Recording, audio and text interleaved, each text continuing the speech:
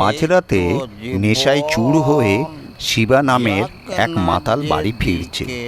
রাস্তার পাশে এক হোটেলে গিয়ে বলল, আব্বা, চিকেন তন্দুরি আছে?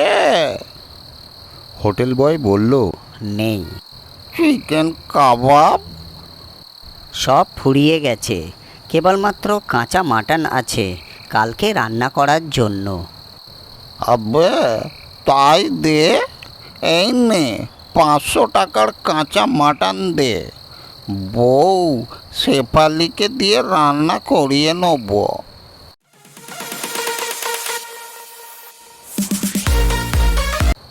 এরপর মাতাল শিবা কাঁচা মাটন নিয়ে বাড়ির পথ ধরেছে।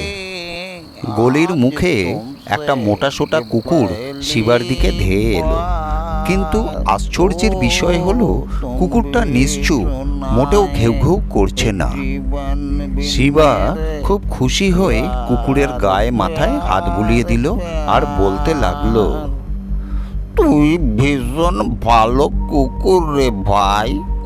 অন্য কুকুররা আমাকে ঘেউ ঘেউ করে তেড়ে আসে, অথচ তুই ভীষণ শান্তশিষ্ট রে।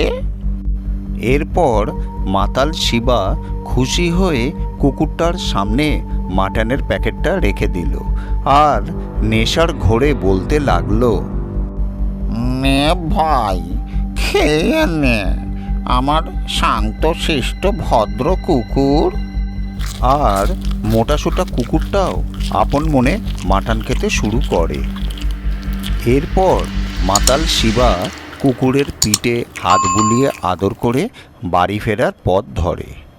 বাড়ি ফিরতেই মাতালের বউ শেফালি ডিনার এগিয়ে দেয়। মাতাল শিবা খাওয়া শুরু করে।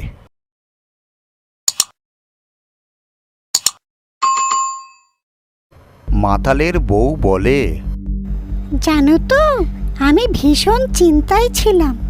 যাক, তুমি ফিরে এসেছো দেখে নিশ্চিন্ত হলাম। কেন শেফু, কি হয়েছে? আমি তো রোজ দেরি করেই ফিরি, চিন্তার কি আছে?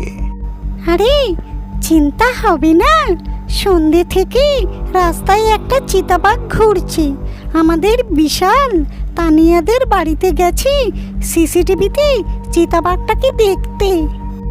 ঠিক তখনই শেফালির মোবাইলে বিশাল একটা ভাইরাল ভিডিও পাঠিয়েছে, সঙ্গে ক্যাপশন, আমাদের পাড়ার রিয়েল হিরো। স্বামী শিবাকে চিতাবাঘের পিঠে হাত বুলিয়ে সাদরে মাটন খাওয়াতে দেখে মাতালের বউয়ের চক্ষু চড়ক গাছ।